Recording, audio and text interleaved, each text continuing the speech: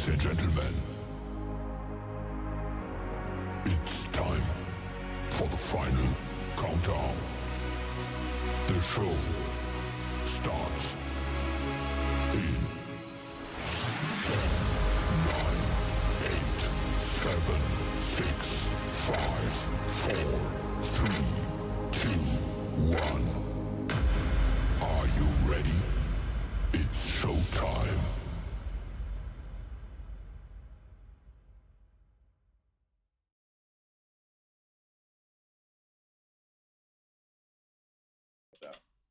What kind of laptop do you have? Just a HP touchscreen. And we are live. Hey guys, welcome to the Saturday Night's Main Event podcast for Saturday, January 20th, 2024. I am your host, Dan the Man, along with my two good buddies. I'm Slim. And Isaiah. So I figured we would open this up with some great words from my man, Cody Rhodes. And I'm going to say, what do you want to talk about? Yeah. Yeah. What's up, guys? How are y'all this evening? Tired. Yeah? Dude. Man, my night's just getting started. Class has been kicking my ass. That's all I got to say. Yeah, after we finish with this, I got to write notes for my podcast tomorrow. Yep. We got a special Sunday episode interviewing, his name's Jordan Jaw from Pro Wrestling 225.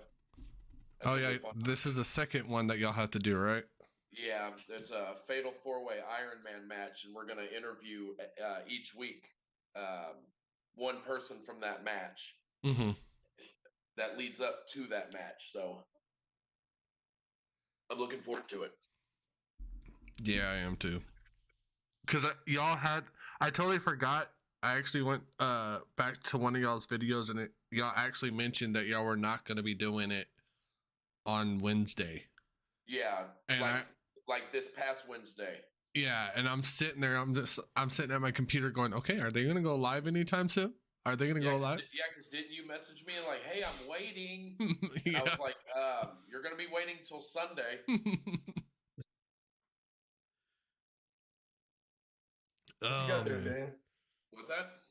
I said, what are you drinking on? Whole milk. You know, it's like I'm saying my prayers and eating my vitamins, but I'm drinking my milk just like Kurt Angle. Let's be real, they're Flintstone vitamins. Yeah, that or some heart shit. No shit. Well, we had our very late Christmas party at my mom's today. Strictly because a lot of my brothers, well, not a lot, but a couple of my brothers are divorced, and it takes a lot to get all the kids in one time, same place, same time. So we do Dirty Santa, like where some people call it White Elephant. It's the same game where you draw numbers and steal presents. You know, once it's sold twice, it's done. Me and my brother, we ran into each other at Walmart today, and we did our shopping together. And I bought a iced coffee brewer and stole it. Nice. Oh God. So I left with what I bought. So I'm enjoying the fruits of my labor, drinking some ice cold coffee right now. Only you, Isaiah. Only you. Yes. Hey, there's no rules. They got mad at me. They're like, it was my turn. I was number 5, and I opened my present, and I fully expected someone to steal it. They were like, "You can't open your own present." I'm like, show me the rules. Show me where it says you can't open your own present. Like, you can ultimately end up with your present. So what difference does it make whether I open it or not? Well, I was going to say, how do they know that it's yours? Did y'all mark y'all's names on it? Well, I just knew, and they just knew. Stargazer Jess just said it's super glitchy on their end. I'm actually going to go look at it right now. I know from Zoom to the Twitch feed, there's like a 9-second delay on my end, but I don't know if that would show up as any type of defect on their end. Yeah, and it shouldn't be anything on my end because I'm hardwired into my laptop. I do that every week now. Because I know if I don't, my laptop will say, "Oh, network connection not good. Network because the shitty internet here." No, I'm actually looking at it right now, guys. Everything looks good. It says excellent on my side, so we're Good, good. good. That lag drives me nuts. I just dragged my Zoom window on top of our Twitch window. Like I still see the chat, but seeing the two chats going or the two streams going at the same time, 9 seconds behind each other, just was driving me nuts. Felt like I was watching one of those old kung fu movies or something. I avenge your brother.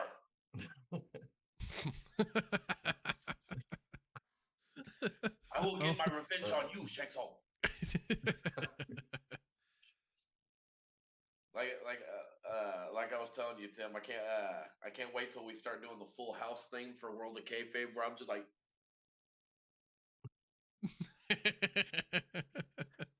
is that gonna be y'all's new intro? I don't know. I think we're gonna do some sort of just segment and put a random video up on YouTube, just to kind of pad our content there, because we really don't, other than the just the full episodes, we really don't do anything else with it. I mean, one day I posted a 4-minute video of we going to the zoo, and I got like 300 views on it. Really? Yeah, it was just like Danny Kayfabe goes to the zoo with family. It was like a 4-minute video of me walking around in the reptile exhibit, Mm-hmm. and I'm like, hey guys, this is a tarantula. Hey guys, this is an anaconda. And it got like 300 views. I'm like, Jesus Christ, these people care that I go to the zoo? Well, because Okay. y'all's name is getting out there. Dude, it is. It is. We're How- an official sponsor of Pro Wrestling 225 in Denham Springs, Louisiana. I don't know if I'll ever go out there to Denham Springs, Louisiana, but I told Nick that in 2024 I will make an appearance. I have to. Yeah. Especially Denham if we're Springs getting is that's not that far. What's that? I said Denham Springs isn't that far. It's over there somewhere in the neighborhood of like Baton Rouge area, if I remember correctly. Yeah. Because Nick goes to like Denham Springs, New Iberia. He goes to all these little towns that are around his area for these shows. And he's like, Daniel, you have to come out here. I can understand me going out there. Joey can't go out there. He lives in St. Louis, Missouri. So he's a Holy little cow. bit further. Dang. Yeah. But yeah, dude, what do you think about that shit with Rollins, Tim? You know, Don't when get you sad. Hold on. Don't get sad. no Don't get sad. no. When you called me the other day when we talked about it, Okay. I started thinking about it. You are right, because I think, to be honest with you, they should do what they used to do back in the old days with Royal Rumble. Well, I'm going to tell you right now, chances of him being at WrestleMania are still good. So he didn't tear his ACL; he tore his MCL. Okay. And he had a slight tear in his meniscus, which if he rehabs it for the next couple months, he should be back in time for WrestleMania. So are they going to give him the time off like they do Roman Reigns? Yeah, I think they will. So I was thinking about this. So remember how they had that segment with Drew and Punk the other night on Raw? Yeah. Okay, makes a lot of sense. Have Drew win the Royal Rumble.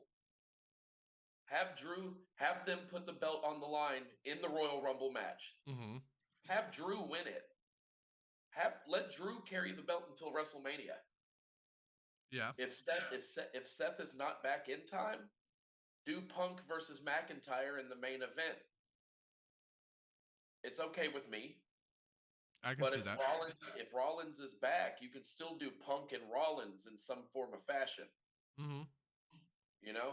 So that's the bright spot in it, but we won't know until Monday Night Raw if he says that it's a lot worse than he expected. But at minimum, he would drop the belt on Raw, put the belt up for grabs in the Royal Rumble match, which makes it cool because now it's very unpredictable. Yeah. And I like that, especially about a Royal Rumble, because what's today's date? January 20th? Mm-hmm. So we got this news yesterday, January 19th. 30 years to the day that Ric Flair won the Royal Rumble match match in 1992 and won the WWF title. Oh wow. Right? So 30 years to the day, we're gonna get the same thing. So I you am think saying- you think that's what's gonna happen because it's the anniversary? Well, so look, this is how I think of it. It's the only logical thing. We're 1 week out from Royal Rumble. It makes obviously no sense to do a fucking tournament, right? Mm-hmm. It makes all the sense in the world to put that belt on the line at Royal Rumble. Because why the fuck are they going to keep that belt on Seth Rollins and keep him away for 2.5 months with no champion? It makes no sense business wise, right? True. Yeah. Because we're gonna have a second Roman Reigns, a part-time fucking champion, right? Pretty much. That, or they can play it this way of, you know how Seth, his back was hurting for a while, Mm-hmm. how he says he's the workhorse champion. It could be a simple storyline based on a real life injury that I'm the workhorse of the WWE. My body is beat the fuck up from all these matches that I'm having. Ride him off of television for a while. Put the belt on Drew or anybody else that makes sense. But I think it would be cool to have Drew win the Royal Rumble again, win the title in front of a stadium full of people this time. And then Give him his moment, because when he won the title at WrestleMania in that warehouse, it was in front of no people. It was embarrassing. Yeah. And just go from there. I really think give it a Drew, and then at WrestleMania, it'll be between him and Seth, or not Seth, CM Punk. And what I was thinking of, have it, like I said, have it be Drew and Seth, or no, Drew and Punk if Seth's not back in time, right? Mm-hmm. Have Drew carry it till WrestleMania. Have Punk win it at WrestleMania. He's lifting the belt up. Judgment Day's theme song hits. Here comes Damian Priest with the referee running down the ramp. Ding, ding, ding, cash in the money in the bank. South of Heaven choke slam. 1, 2, 3. We have a brand new champion to close out WrestleMania 40. I can see that. Go into night 2, just as normal. Have Cody finally finish the story. New champion. I'm cool with that. 2 brand new champions, 2 different champions win their respected main events each night. Cody's never been WWE champion.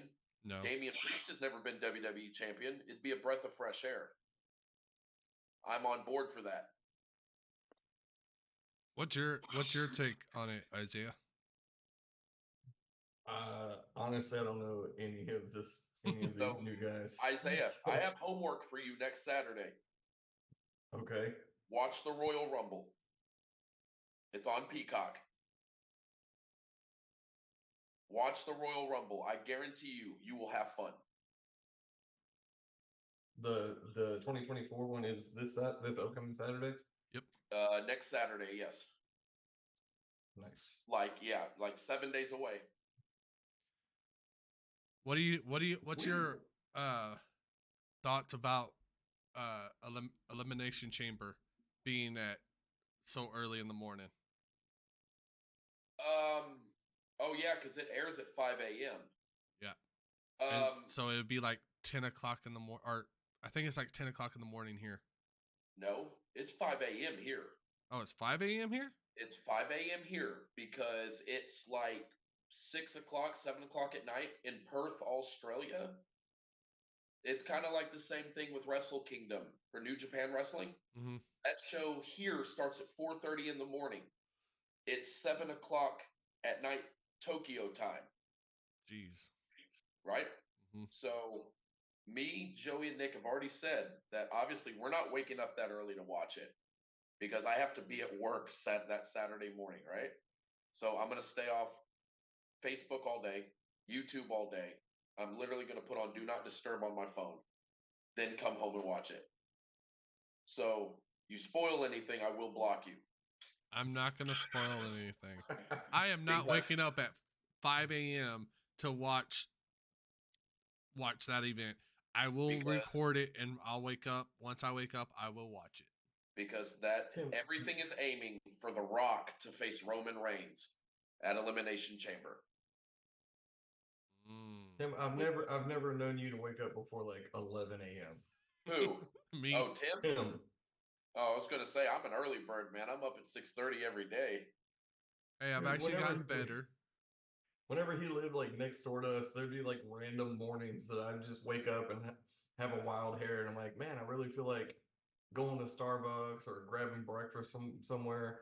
We see what Tim's doing. We knock on his door and walk right next door. Knock on the door, no answer. Hit the doorbell a couple times, no answer. And then my trademark is just hit the doorbell about 10,000 times.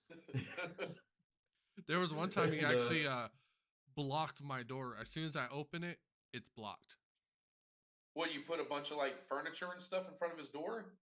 Yeah, Okay, that's something I would do.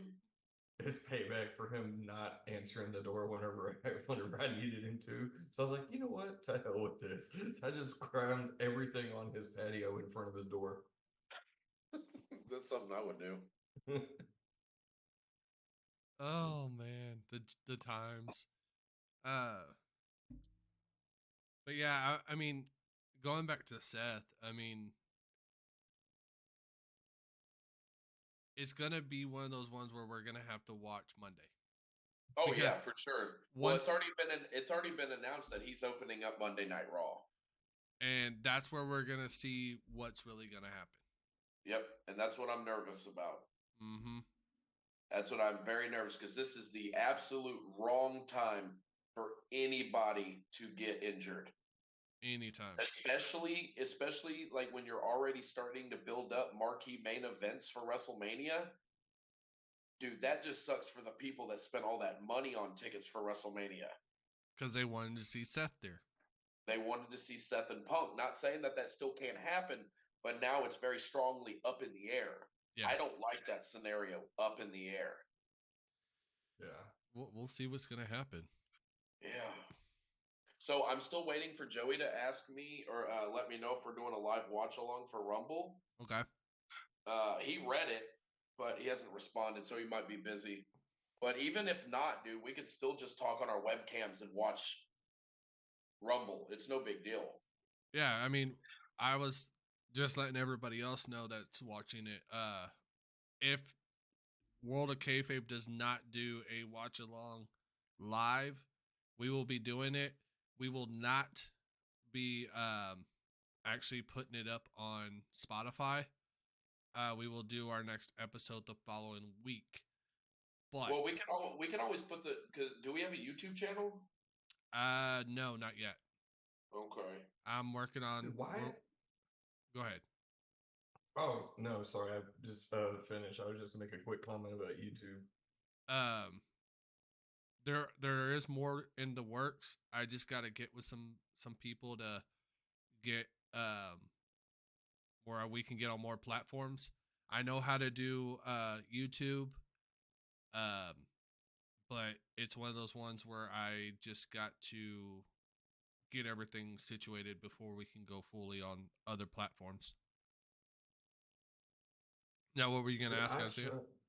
Oh, I was just gonna say, so far I've got 2 episodes posted for the interviews that I'm doing, Mhm. and it's wild to me like how much easier and user friendlier it is to upload those to Instagram and Facebook compared to YouTube. Like YouTube, they want to know I don't know, it's almost like full blown like studio design of something. Like, is this kid friendly? Yes or no? And then you go to the next stage and it's asking for I don't know. I got overwhelmed and just gave up. I'm like, you know what? I don't think I need to put this on YouTube. You 'Cause know I'm what? not playing- I'm glad that you bring that up. Me and Kristen were actually in bed watching the Elite interview or what's it called? yeah, elite athlete interview. I got a kick out of those. Those are really good, man. You're doing really good on that. Well, I appreciate that, man. It's I thought I was watching I- ABC Sports. you know, I was a little hesitant to do it. Like I was excited about it, and I felt like it could do a lot of good for the kids and give them another platform to, just introduce themselves. And in the big grand scheme of things, as far as sports photography and sports media goes, I'm a nobody really. I mean, but whenever I do actually put forth the effort to get those out on YouTube, there's a microscopic chance that some Division 2 or Division 3 football coach is out there doing research on a kid, and he's might type in their name on YouTube to try to find some highlight film or whatever, and might come across one of my interviews, and he gets to see this kid and how articulate he is, and show a little bit of his intelligence in casual conversation and stuff like that. So there's a slim chance, but that's kind of the biggest reason why I do it. And the community here, the Splendor community, they're really, really big into this high school and all the athletics that, the athletic programs that they have. So it's, something different that I wanted to give a try. And so far the response has been really, really positive. Well, it seems like I've noticed, and I can probably speak for Tim. You seem like you're getting a lot more comfortable. That's why I'm glad you've joined us on this, just so you get more familiarized with talking into a camera to nobody, essentially. Because man, I remember on the very first episode of this, you were talking to us about like how you would feel like you would see your lip move or your eye would twitch, and you just kind of focused on that. And how you kind of said you're trying to get away from doing that. The more you do it, the more you get so familiar with your camera. It's like me, this is nothing now. Yeah. No problems. No problems. And put your content out as much as you can on every platform possible. I think it was the coolest thing when Kid Cash from WWE told me in an interview that he's seen us all over YouTube. I think that is one of the coolest things that somebody has ever told me. Yeah. Super cool. I mean, we're gonna get there. We'll get there, but it's just little time on my end, working from home, trying to get everything done on our podcast. It's getting there. Well, remember what Drake said. Started from the bottom, now we're here. Yep. We will be there one day. Yep. I use cheesy like metaphors for everything. It's great. 0 to 100 real quick. Okay? You do that on your regular podcast too. That, and I smile and wink into the camera too. Like, Nick, I think I'm at a good I think I'm at a pretty good advantage. Just because I'm not necessarily starting from scratch, because it's like additional to what I've already built. Yeah. Because I've got like 14, almost 1,500 followers on Facebook. I've got another 1,500 on Instagram. And I think I've got like 5, 6, 700 on TikTok. So it's just a matter of like merging all those viewers to the YouTube channel. But yeah, it'll come along, man. You got it. Yeah. So you know what I was thinking, Nick? Oh God, Nick. Sorry, I'm so used to saying that. I'm so sorry. You know what I was thinking, Tim? We need to take video footage from the wrestling show and put it on here. Yeah. Start a YouTube channel and just put things from outside of this, so we give the people more content to feed on than just this. Yeah. We can do that. I think it'd be fucking cool, man. Oh, and by the way, shout out, we forgot to do it at the last podcast. Thank you, Eric, for following us on Facebook, and also our newest follower, Nick. So that little prick. It's starting to grow, guys. It's starting to grow, but we'll get there. Just like like Jess said, we'll get there. I brought my camera to that last TASW show, and whenever I got there, they had some little guy running around the ring taking pictures with what I could obviously tell was like a very basic entry level camera, and I'm like, I'm not even going to waste my time. I'm not going to try to get in this guy's way. Clearly, he's here because they've either hired him or invited him in some shape, form, or fashion. But yeah, it would have been cool to actually get some professional pictures of the event and kind of donate them to the company. And then, like you had just mentioned, getting some footage. But I think I'm just gonna be there trying to get a little inebriated and enjoy some wrestling.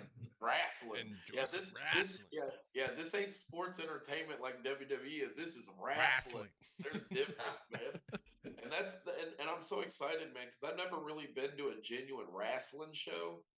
Wrestling. Wrestling, dude, you have to say it like that. You can't just be like, I'm going to a wrestling show. I know that we're just a regular, pretty much like a talk show podcast where we just ramble about everything. But Yeah. I hadn't told y'all guys yet, but I'm actually trying to get one of my old managers from back home that I actually know personally. That I messaged him on Facebook and asked if he was actually doing independent wrestling back home, him and his wife. And I'm going to try to get both of them to be one of our interviews on here. Yeah, I'm cool with that. Just shoot the shit with people. Yeah. I mean, I know we're not all about wrestling, but trying to get him out there. He actually has his own podcast too. There are like 100, almost. I haven't really looked at the last episode that they did, but he does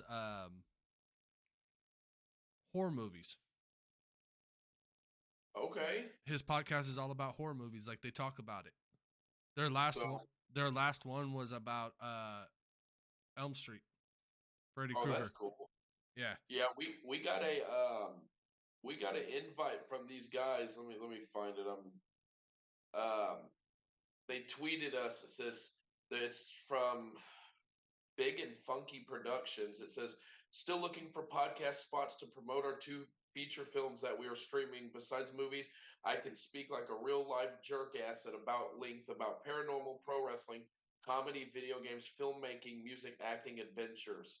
So I don't know who these guys are, but Joey's going to get them on. It's going to be pretty cool to talk to somebody different about nothing but just wrestling.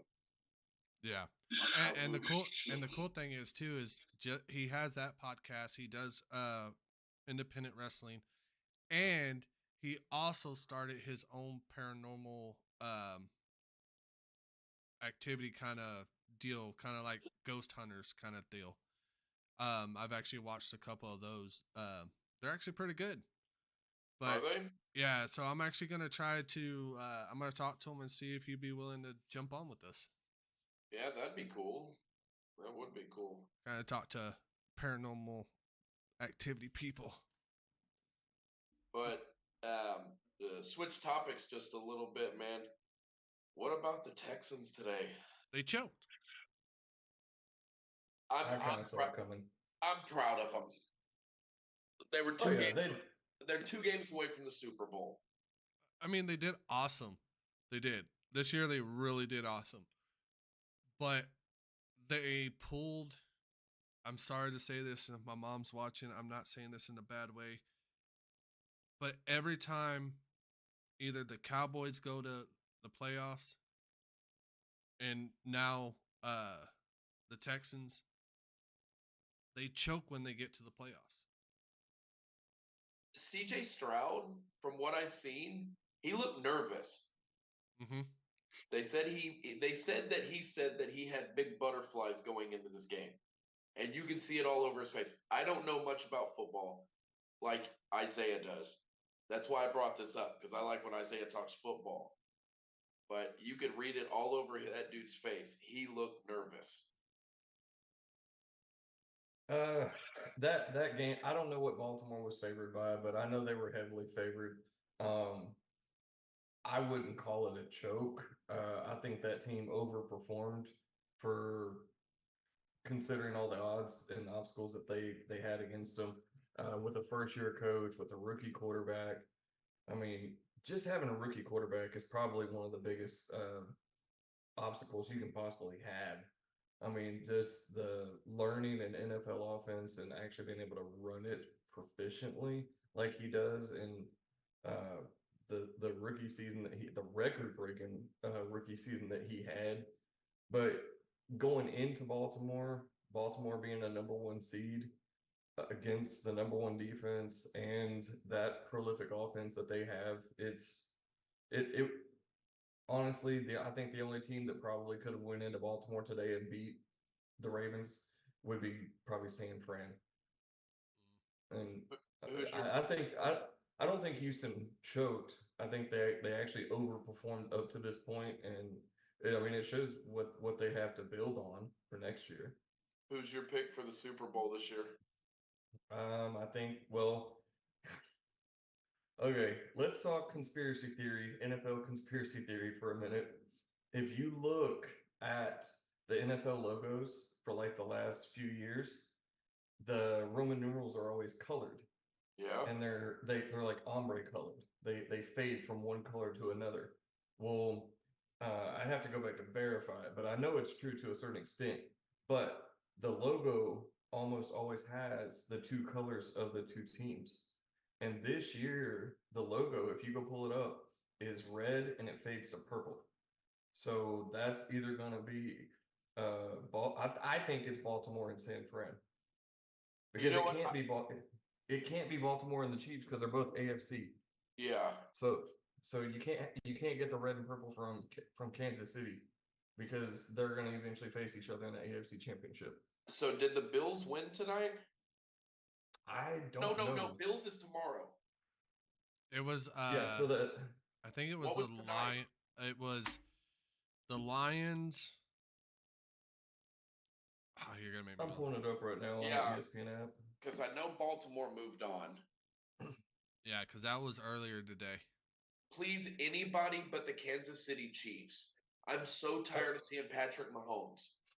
Okay, so today you had Ravens, Texans, and 49ers, Packers, and 49ers won. So Okay. tomorrow at 2, you have Lions and Bucks, and at 5:30 you got Chiefs and Bills. Okay, so I want Detroit to go. Like, I want them to proceed to move on.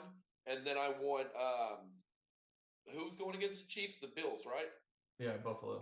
And I want Buffalo to win. And here's the thing about the Buffalo game. This will be the first time in Patrick Mahomes' entire career that he's ever played a playoff game outside of Kansas City. Yeah. They've always had home field advantage. Oh wow. Well, I think the reason why I want the Buffalo Bills to go, and it's for I don't want to say a sentimental reason for me, but an old coworker I used to work with, him and his dad, they're from or his family, him and his family are from Buffalo, right? So they are that Bills Mafia mentality, right? So they go to this little sports bar right over by our house, right on Luetta and 249 called Stats. Him and his dad go every Sunday to watch Bills games, right? And his dad's getting there up in age. I want to, just for him, I want to be able to know that him and his dad got to see the Bills in the Super Bowl before his father passes away. I think that would be a really cool moment for my buddy. And I hope that happens for him. I'm hoping that the Lions keep going because they're the underdogs. Yeah. Looking at the colors, if we go back to the conspiracy theory, from the NFC side, there's only one purple team. So the purple has to come from Baltimore. So that means Baltimore's coming out of the AFC. So next week, Baltimore's going to play the winner out of the Chiefs and the Bills. I don't see either one of them beating Baltimore, honestly. And they're going to play at Baltimore because Baltimore is the number one seed in the AFC. So I don't see either one of those beating Baltimore. And so that's going to cover the purple.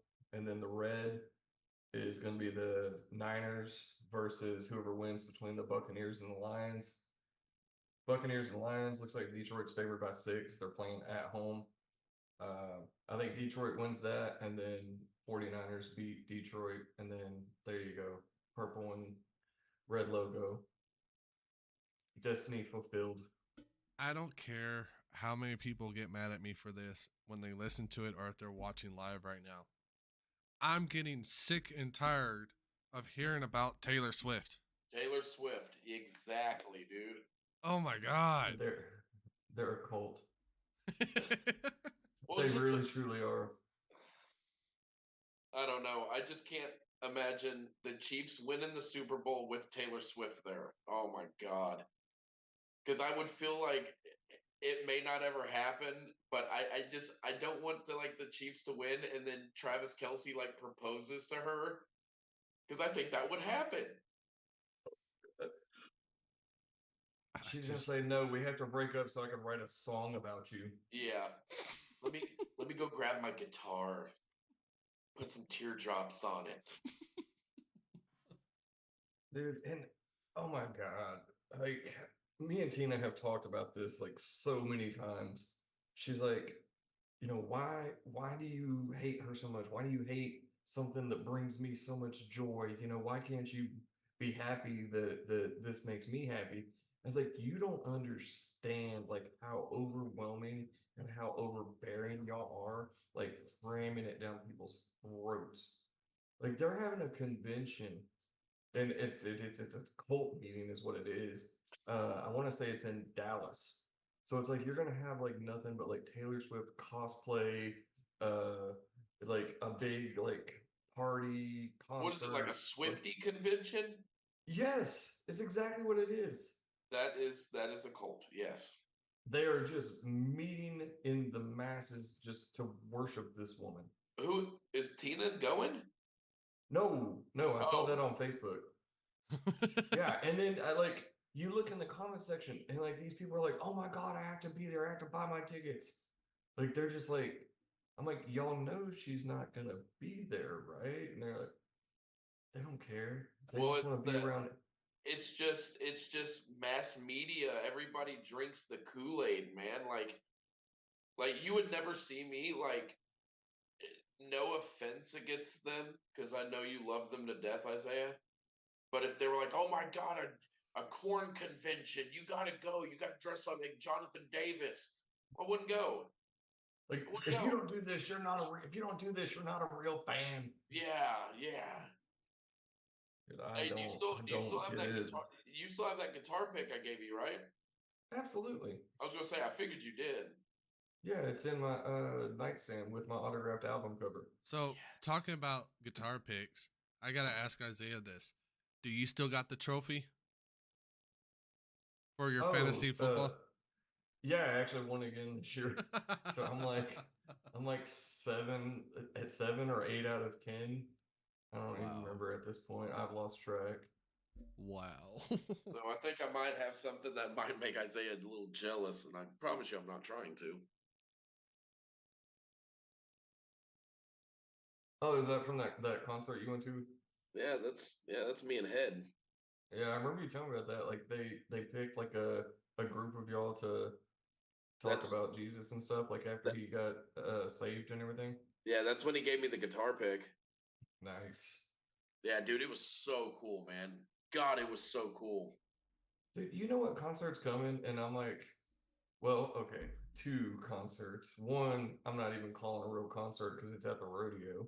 Okay. But dude, I want to see Bush and Nickelback. But you would be so shocked at how expensive the Bush tickets are. Oh, dude, I can only imagine. Oh, I've already looked at And the then, tickets for the rodeo. It's ridiculous. well, I, I did the whole waiting room thing, and I was gonna buy Nickelback tickets on the day that they came out, and I just had it set up for 2 tickets for best available, and it was up in the 500s. I'm like, no, I'm not going to sit in the 500s. If I can't get at least in the 200s, I'm not going because you're gonna watch everything from the jumbotron. Yeah.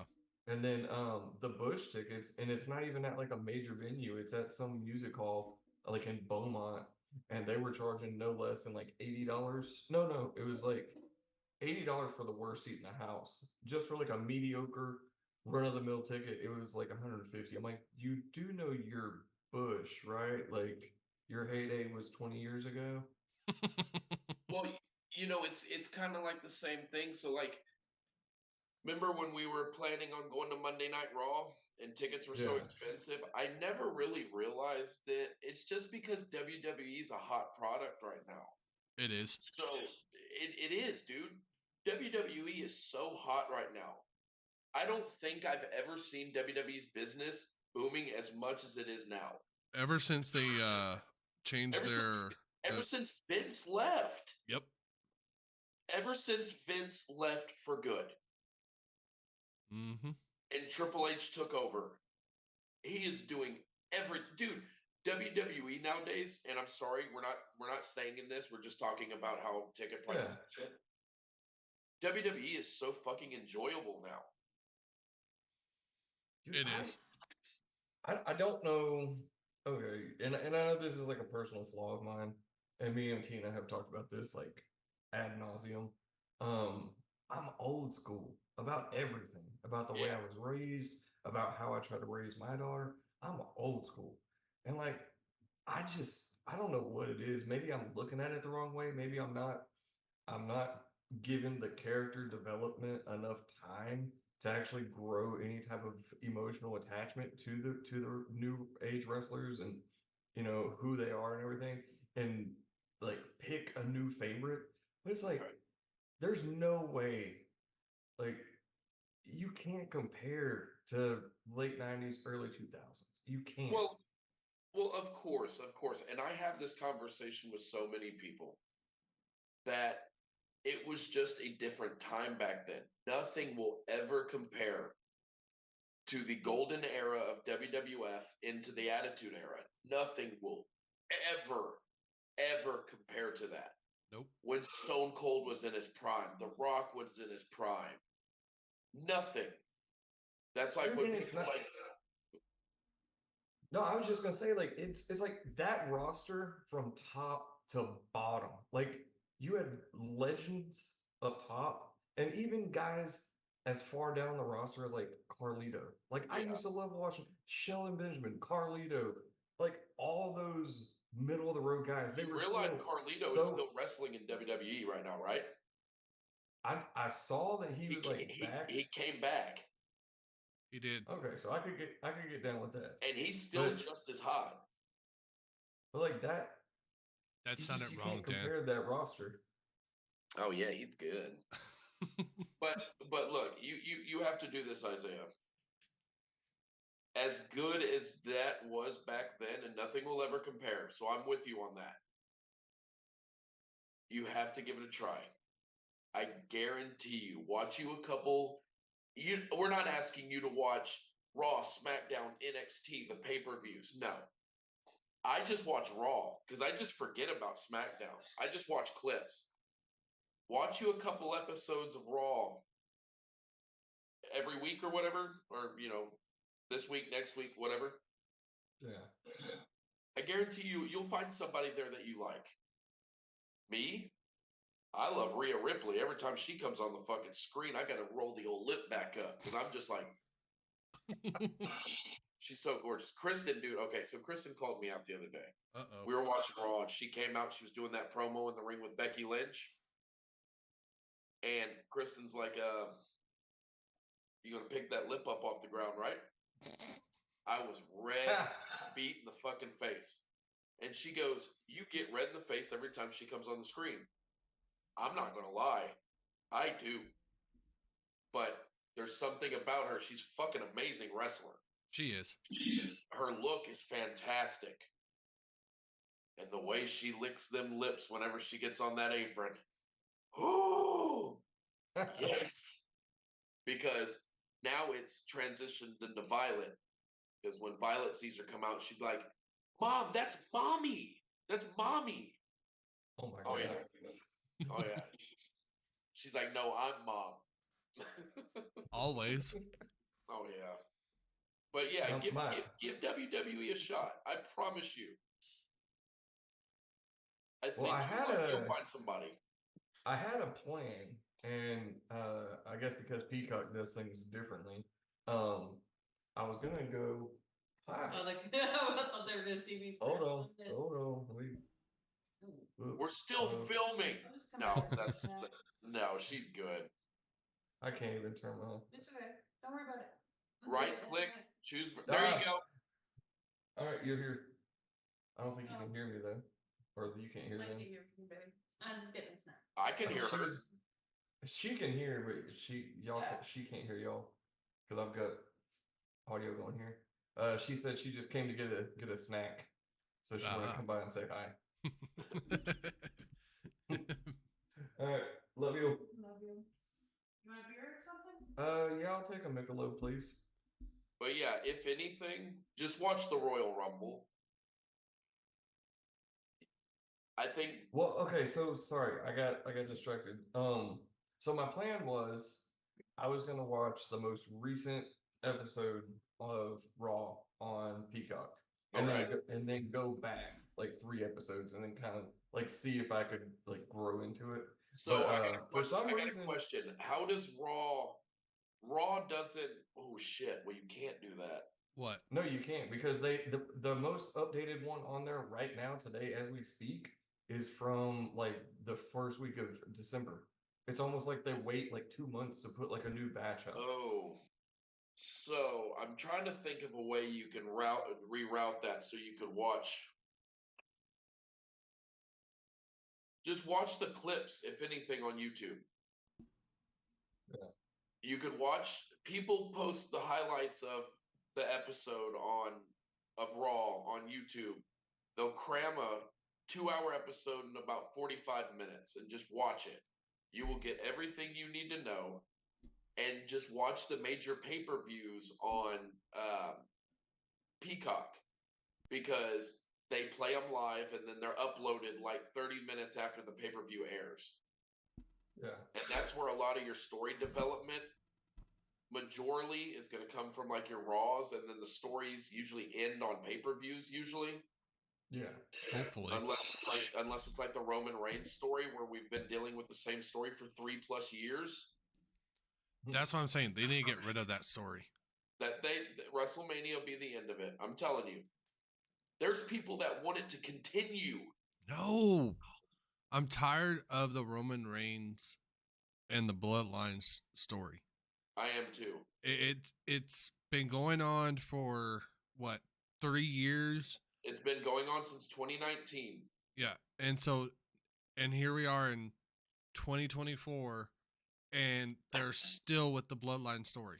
It's crazy to look at the statistics that Roman Reigns has defended his same championship at 3 straight WrestleManias. 3 straight WrestleManias with the same title. Never lost it. That's insane. The last time that shit was done was back when Hogan was champ. Yeah. In the 80s. That's ridiculous. Like I'm getting so sick of this long title runs, dude. Like I'm like, fuck, I'm over it now. Well, I mean, even though we think that she's a really good wrestler, Rhea Ripley, if you really notice, she doesn't wrestle for the title at all. She does on the pay-per-views. On the pay-per-views, yes. I'm talking about she doesn't do what Gunther does. She doesn't do what Seth does. She's still holding on to the title just like Roman. That's fine. Keep that belt on her. No other woman on that roster that isn't Bianca, fucking Sasha, not Sasha, I'm sorry, going back, woo, woo, woo. Bianca, Becky, Charlotte. Those are the only people that they would ever pigeon-toe into that title position. Keep that belt on Rhea. But what I'm really hoping happens is I hope we get another interaction between Gunther and Brock Lesnar in the Royal Rumble match that sets up their match for WrestleMania. Because So, I think we're going to get Gunther and Brock Lesnar at WrestleMania. but we haven't seen Brock wrestle in a while. He will be in the Rumble. Really?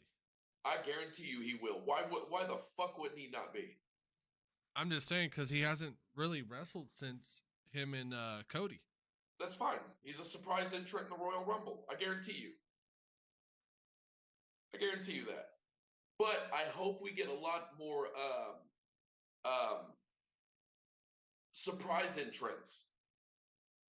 Because they used to be really good about that, where like a Hall of Famer would come out of retirement just for the Rumble match.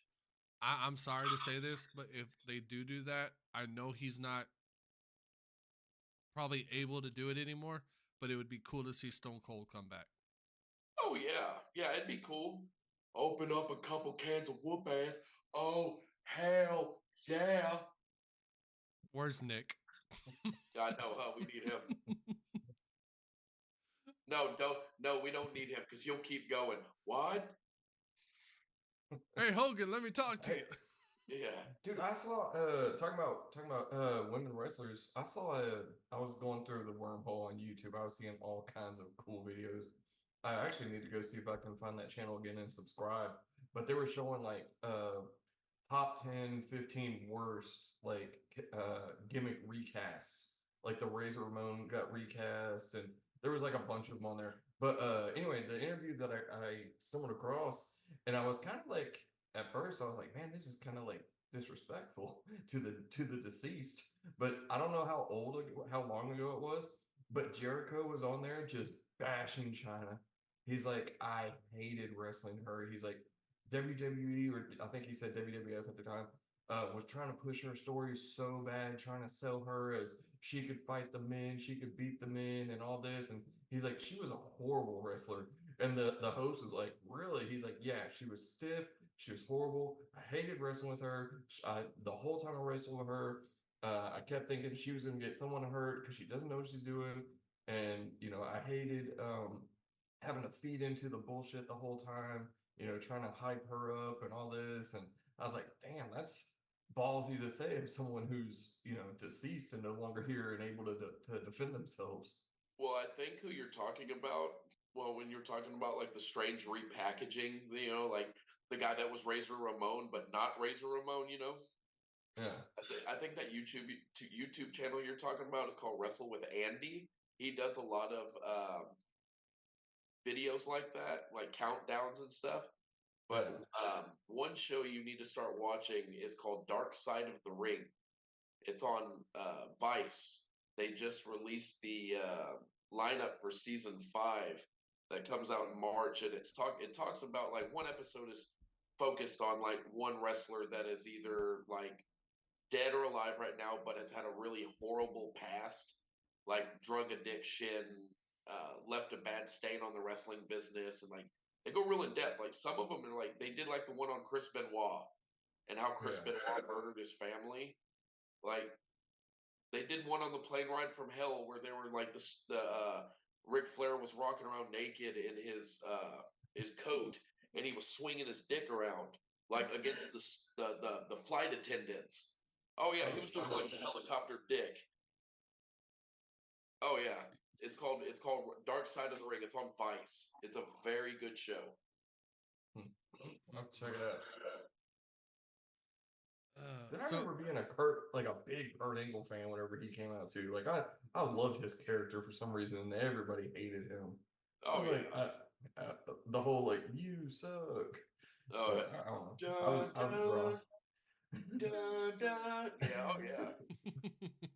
Is And his character in Warrior, Kona or whatever. oh yeah. That was a dude. That was such a great movie.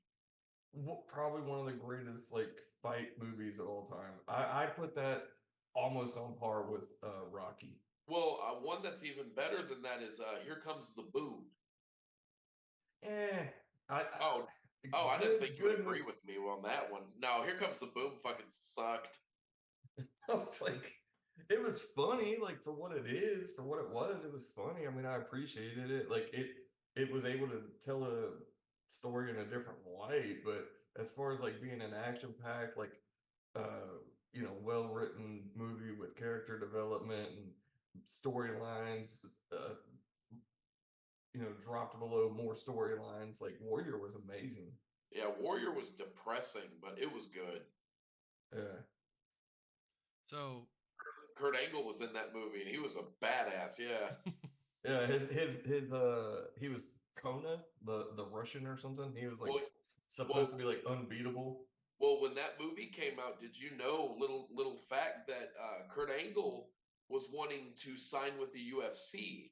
He was going to do that year's season of The Ultimate Fighter As a coach or a contestant? as a fighter. Oh wow.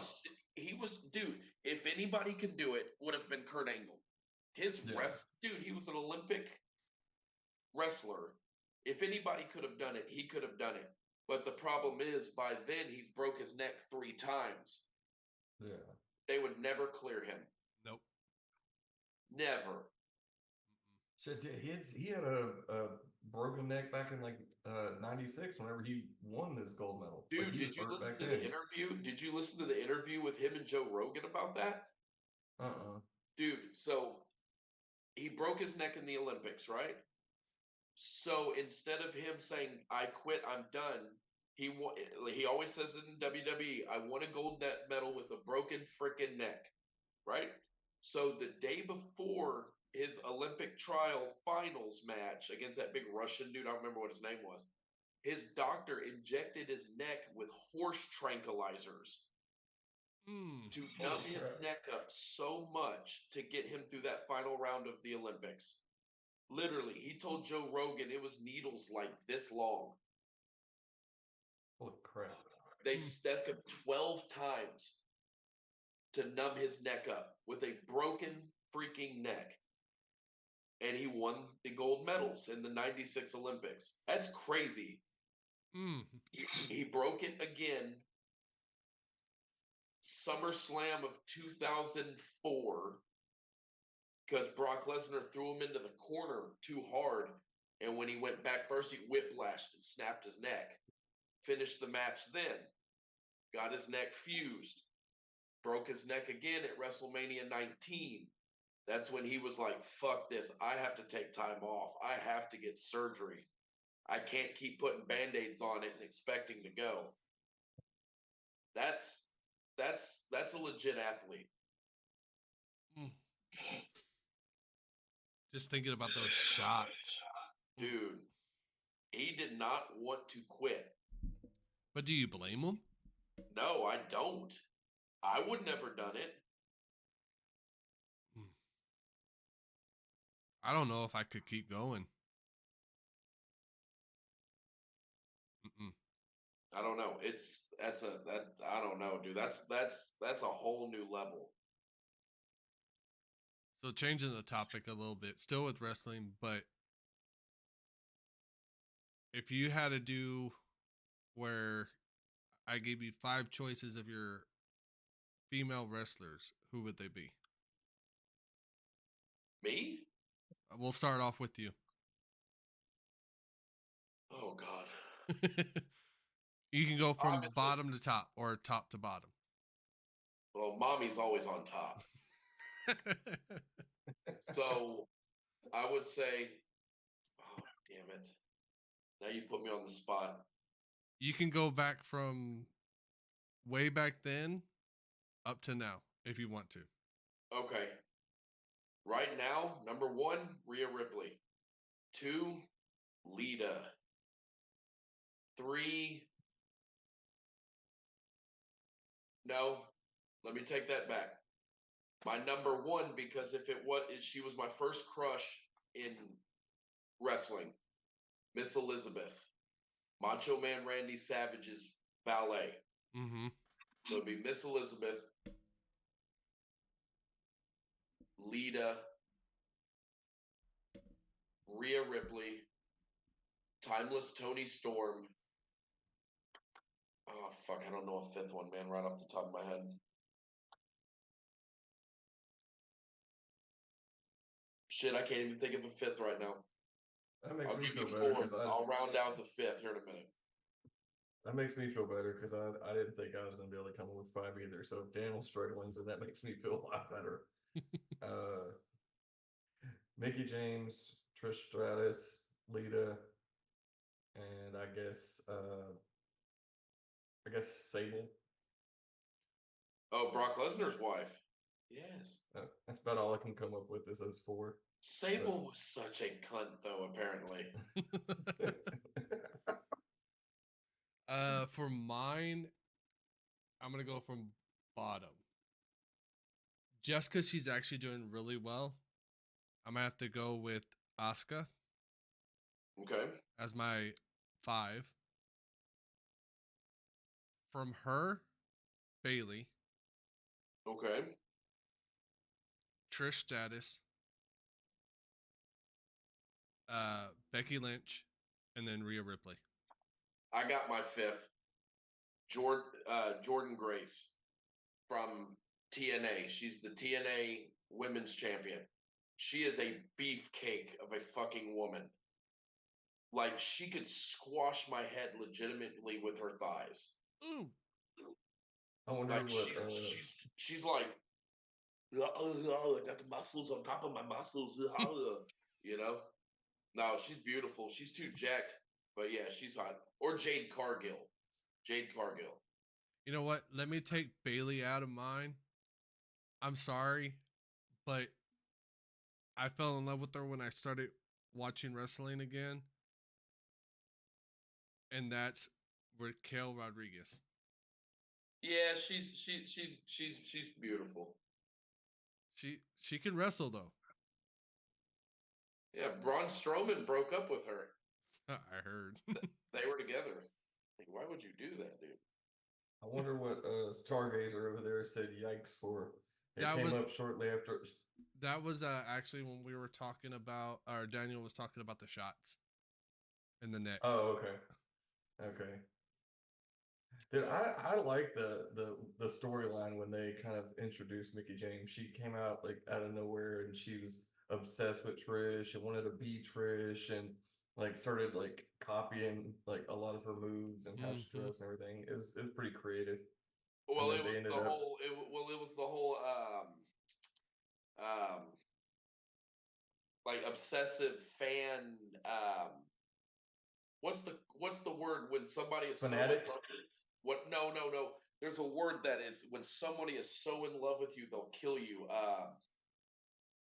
Damn it, I can't think of the A word stalker? right now. Well, it's kind of like a stalker, but it was like shit. When I don't think about it, I'll say it. There's a moment in there. You won't find it on Peacock. You'll only be able to find it on the live pay-per-view, which we can't go back 20 years ago and watch. But on the pay-per-view, on WrestleMania 22, when she's fighting Trish, in the match that led up to her being a stalker, right? When Trish Stratus goes for the Bulldog to jump off the rope and slam her, Mickey James does like a vaginal claw to her, right? And when she pushes Trish Stratus off of her, Trish Stratus hits the mat. She's like, "Oh my back, my neck, my neck, and my back." Mickey James on live TV goes, right? Apparently, Vince McMahon was pissed off about that. They've edited that out of every release that they've ever done of that pay-per-view. So they edited it out of the DVD release, the Blu-ray release, the Peacock release. You won't ever see that. But you can find it on YouTube videos. Oh yeah. Apparently Vince McMahon yelled her up and down for doing that on pay-per-view. That And- dude looks Fatal like Attraction. Gomez Adams. Fatal Attraction. Yeah. And now you look at it, That- they're doing it now anyways. Dude, that dude looks like crap. Who? Vince. He With his looks little like hair, yeah. his tiny little mustache. He looks like Gomez Adams is what he looks like. He looks like an old 70s villain. I can't He's believe- had so much. I'm glad he's gone though. Oh, I'm so we all glad he's are. gone. I mean, Yeah. when he was still there before they did the merge, I mean, you could tell who was running it and who was not, because yeah, for they sure. they started doing like you were talking about on y'all's other podcast at one point.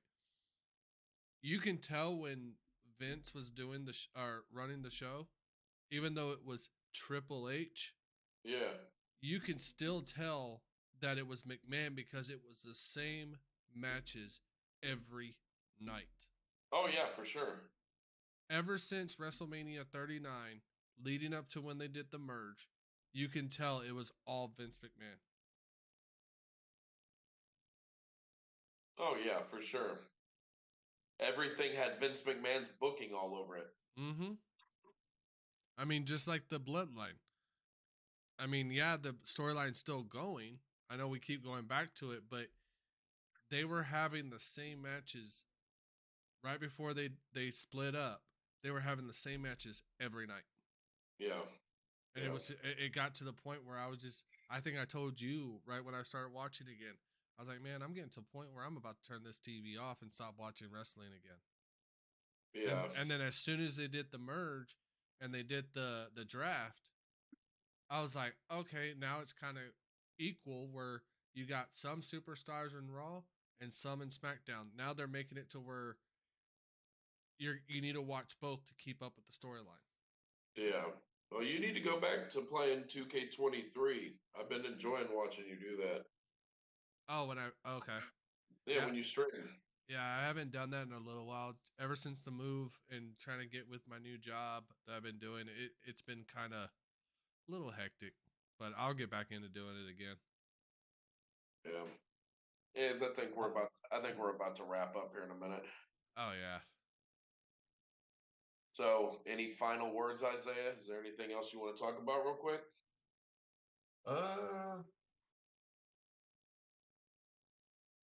Can't really think of anything off the top of my head. I've been really enjoying those documentaries on I've seen some on YouTube, some on Peacock.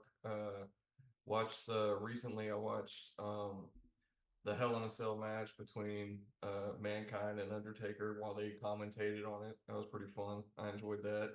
That One of Yes. the greatest matches of all time. That one Yes. I think that one's still in my books as the greatest of all times. It is. Just because of what happened in that match. And watching the interview on it with Mankind and the Undertaker, you didn't realize how much Mankind should have died that day. Oh yeah. Oh yeah. Oh, Olaf the Pussycat is back. He is our Yeah. mascot. Yeah, that cat is so chill. Look at that. He's been hanging out with us all night. He's been on my desk, like underneath my monitor, and he'll stick his head out from underneath the bottom of it, like, "Hey, what you guys talking about?" Well, it was cool to hear them talk about that and like break it down to like the microscopic details. Yeah. Like they were both in agreement that like whenever Undertaker chokeslammed him through the cage, they were like, if you got a foot more air, like he's like they were talking about how the cage was sagging, obviously, from the weight of them. So whenever he went to do the choke slam, he couldn't get the air that he normally would. He's like, Yeah. dude, just another foot of air would have affected your rotation when you went down. Yeah. He's like, just like another inch, you would have landed on the back of your head or the back of your neck, and it could have killed you. And they were like breaking everything down to like a microscopic detail. I was like, man, this is fascinating. Like, sit here and listen to all this. So when that match happened June 28th, 98 in Pittsburgh, I know that like the back of my head. I remember I didn't have pay-per-view. We couldn't afford it, right? And I couldn't watch Raw because we didn't have cable. I lived in a little trailer park, and I was lucky enough if I got to go over to my buddy Kyle's and watch it. But I remember I got to watch the highlights on Raw the next day, and I remember that match gave me goosebumps because I literally thought at my young age I was watching somebody die. Yeah. That match always holds a special place in my soul. That just the way he went off when he first went off the cage. That really got to me because I mean he went through a table onto the ground at that high. Yeah. I mean that right there alone is just terrifying for anybody to watch it. I mean imagine the people that were there live. Yeah. And just like the thumbtacks, like Mick Foley was saying, like they were sitting there talking. I mean, just like you and me, like, you know, sitting here right now, they were like, Undertaker was like, he's like, I just remember telling you, like, Mick, let's go home. This is enough. Let's go home. Let's go home. And he's like, no, not yet. No, not yet. Like, this is like private conversation between them as the match was going on. And the first time that he threw him into the thumbtacks, he's like, no, that's not good enough. Because it just like barely got like one side of his shoulder or whatever. He's like, no, we have to do it again. And like like they poured more or something, and the match kind of progressed a little bit. And then he's like, after he got me, you know, that last time, and then they were saying that the final tombstone was like out of mercy, like just to put this dude out of his misery and let's go home. Like, because he would have went forever. Well, like, if you notice, If you notice when Undertaker hits the tombstone and the ref counts 1, 2, 3, right at 3, Mick Foley tries to kick out. He was so Yeah. out of that. And I remember when they got backstage, because he had a concussion. A lot of that match he doesn't remember. But they were backstage and he asked Undertaker, did we get to use the thumbtacks? With them all in his arms, in his back. And then apparently Vince McMahon, I love the story Mick Foley talks to real quick. And he says that Vince McMahon put a governor on me. And he goes, well, if you don't want to know what a governor is what you used to be able to put on a vehicle where you wouldn't excess a certain speed limit. And that's how Mick Foley was back in the day, because he would take something this small and make it this big with his body. And he goes, you know what? I'm going to put a governor on you, but I also want to know how much I appreciate everything you do for this company. That's how Mick Foley was, man. That dude would have died for WWE. Oh yeah. Dude, have y'all read any of their books, like their biographies? Oh yeah. Dude, I had Edge's biography, and I had Mick Foley's. Like Mick Foley, like he's a really cool dude, like in general. Like one of the things that they have, like his favorite holiday that he just obsesses over. Oh, Christmas. Like Christmas. He has a permanent Christmas room in their house. Yeah. Like it is permanently decorated for Christmas. Tree is always up, just permanent Christmas year round. Well, in Christmas, he always is Santa Claus. He dyes his beard full white and he goes to children's hospitals and sees the kids. Like, that is like, Mick Foley was always somebody I want to meet. Yeah. I don't know if I would fanboy over him, but it would be fucking cool to meet Mick Foley. The two people I would love to meet, and I know we're getting longer in time, but it's fine. But my two favorite people that I would love to meet right now would be Mick Foley and R-Truth. Oh yeah, R-Truth would be awesome. I love the storyline with him in Judgment Day. Yes. Hilarious. If you watch anything on Raw, Isaiah, watch the storyline going on between R-Truth and the Judgment Day. I watched some of that on I forget if it was YouTube or something, but he was selling the bootleg shirts and they come out and he was like, "No, man, this is your cut." He's like, "My cut of what?" He's like, "The shirts." And he like gives him a stack of cash and he's like trying to cram it in his pocket. And I'm like, yeah, all right, I get it. Like that's kind of funny. I have a feeling that they brought him back just for the comedy part of it. Oh yeah, for sure. But I have to say, he's one of the best wrestlers I have seen in a while. Oh yeah, and the man don't age. The man don't age. He's old, right? Dude, he's like 52, but he looks the same as he did when he was 22. In his prime, bro. Yeah. Dude, when he was the NWA World's Heavyweight Champion in TNA 20 years ago, he looks the fucking same. Looks the same. But R-Truth, every Monday, he is cracking me up. Because it's like, okay, what storyline they're going to come out with now with R-Truth? It's just one of those things that you're just like, okay, wait for R-Truth. Okay, he's not coming out tonight. Remember the one he did with Jelly Roll a couple weeks back on Monday Night Raw? Yeah, he had a storyline with Jelly Roll, the singer. Oh God, it was fucking hilarious. Oh, wasn't that right after a pay-per-view or during a pay-per-view? Remember he was running around the arena with the plate full of donuts, the jelly-filled donuts, and he kept trying to tell the Judgment Day, "These are the Grammy Award-winning jelly rolls here." So stupid. And he got the Judgment Day's couch all dirty and covered in powdered sugar. He's like, "Man, we're all brothers in the Judgment Day. Sure, we fight, but that's what brothers do." No, he needs to watch the video of R-Truth doing that video. Yeah, that's what I'm saying. Okay. He's like, Judgment Day. Live, laugh, love. I just had to throw my hands up in pure just bewilderment because how stupidly funny it was. Oh man, we can go on about R-Truth, but yeah, those would be my two favorite to meet right now.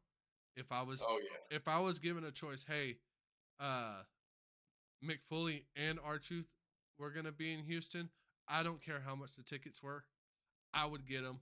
I would go see them. Oh yeah, for sure. I was gonna do that when Sting was in Houston, but I never got to. You see, Clarence got to go meet him, right? Yeah. I just can't. Okay, so going back to when on your podcast, Dan, when y'all were talking about the different prices on, the signing and this and that, dude, that's just crazy on how much just to get a belt signed with the wrestler. I'll be right back. I got something I want to show Isaiah real quick. Okay. But I mean, Isaiah, you probably seen them too. How expensive they are just to go see the person of your dreams. Like you've watched this guy on TV, and they're gonna be in your hometown to do autographs, and then all of a sudden you go look at the ticket, and it's like $200 just to get a picture with them. Yeah, and it's crazy because like you charge one admission just to get in the door, and then you got all these other crazy surcharges on top of all that. It's wild. Mm-hmm. Oh yeah, it. I think who's. Oh, that's right. The time that I went to Raw, a couple months back. No, last year actually. Sorry, last year. Cody Rhodes was in town, and he was doing autographs, and I wanted to get my belt signed. I looked at the price. I was like, all right, Cody's one of my favorite wrestlers. I mean, you can tell. I mean, I have my deal up right now, but when I don't have the picture up on the wall, I have a autographed picture from Cody. I got that at Raw for $20 when I was at when I went to the event. So Just I'm going to to show you. oh, I was No, go ahead. but just to get his actual autograph, person to person, was like I think it was like $180 just to get a belt signed. When Cody Rhodes was in town, I was just like, no. I mean, I like the guy and all, but no. Now, what were we gonna show, Dan? These are my two babies. The WWF World Heavyweight Championship belt.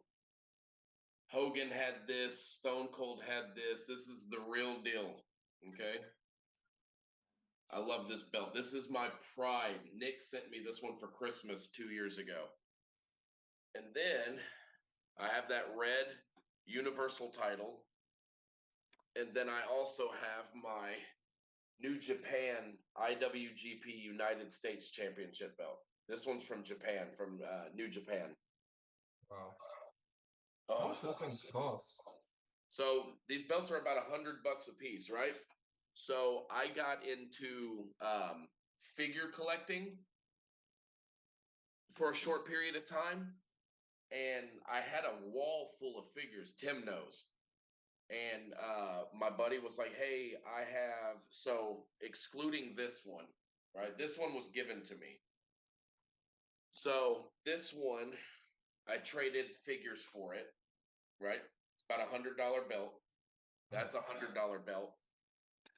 The big red WWE one that I have, that's a $400 belt. That's the real thing. That's what the wrestlers on WWE have. But I paid $250 for that one and 6 AEW action figures, complete in box, for that belt. So yeah, I have 3 full-blown replicas. I've never ever thought I'd ever have a real championship belt, but these things are gorgeous. I wonder how much the Cena one with the spinner goes for. Oh, dude, I don't even want to imagine how much that one. I can tell you right now. Hold on. He was the first one to have the spinner belt, right? What's that? He was the first one to have the spinner belt. That was kind his of belt. went with his character. That was his belt. Yep. Let's see here. So if you're looking at the spinner, where's it? $500 right now. 500. Oh, jeez. And it's the same style as the way that John Cena had it. For right now, it's for 500. They do have a coupon if you order over a certain amount, you can get it. See how much this one is, because I'm thinking about getting rid of this one and getting the one from WWE. Okay. Because these belts, Isaiah, see how it's got these little rivets here? Yeah. These belts are made from Pakistan. So Is that the WWE one or the WWF? WWF. But these belts are, I don't want to say it, but I'm going to say it. They're cheaply made, so the leather's real cheap. It splits, so I've had to fucking super glue it all around here, right? Yeah. So let me hold on. The one on WWE is the same quality as the one that I got in there. Hold it up again. I'm trying to see. Okay. So I might sell this one and buy the one off WWE. Okay, so the one that you have is going for $429.99, brand new from the WWE website. Oh, then I might just keep that one. It's painful trying to upgrade. I can tell you that from experience. But Kristen was like, "Are you going to take one of your belts to TASW?" I was like, "Nah, probably not." Oh, hey, I forgot to tell you, they have like cheap memorabilia for sale. They have like little souvenir tables up, and like I don't think any of it's like, I'm gonna say collector quality, but they had like little 8x10 pictures of various wrestlers and from way back in the day and stuff. But they're like $10. Like Yeah. some of the TASW wrestlers, they have their own merch there for sale. But they like, just for example, I want to say they had like a old DX picture of HBK and Triple H, like, you know, throwing up the eggs, and it wasn't signed or anything, and I'm sure it was just like a replica print, but they were selling them for like $8. Yeah, so they got like little souvenir tables. Yeah, I've been. That's where I brought my Brock Lesnar UFC action figure. I went to an independent show in Pasadena, and they had vendors there that was selling stuff. So yeah, if I find something neat, I'll probably pick it up. They finally have Rey Mysterio's side plates up on the website. Oh, do they? Yeah, and I think I saw not too long ago. I saw Seth's is back or is finally up there. Let me see here. If we go with the actual ones for like your belt that you have right now, the WWE one. Let's see here. Oh no. They got Trish Stratus, Kofi, Sami Zayn, Macho Man, Liv Morgan. Yeah, the cream always rises to the top. Yeah. Bobby. They got the Royal Rumble 2023 side plate. That's stupid. They got China's. Stupid. The Ultimate Warrior. Those are the ones that I want from my belt. Which the one? Warrior side plates. Yeah. But you know what my number one belt is? I want the Stone Cold Steve Austin Smoking Skull title that he debuted in '99. Who's? That is one Stone Cold. The Smoking Skull belt is $429. Oh yeah. I guess they took him.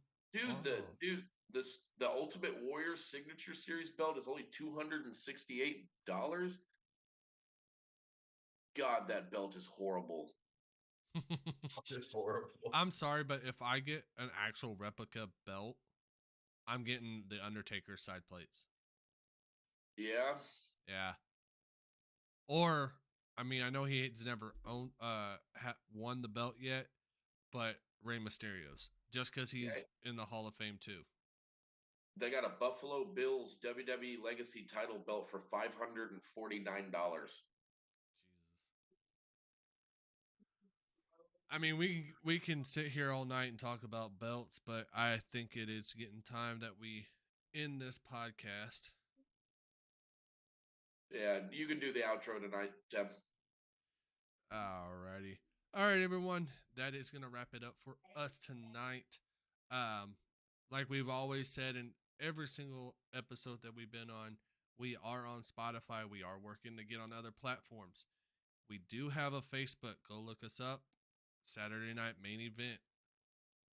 If you have any questions, post it on our Facebook or post it on our Spotify channel. We can see it. We will talk about it in our next episode. If you ever want to be on our podcast, you're more than welcome to come on with us.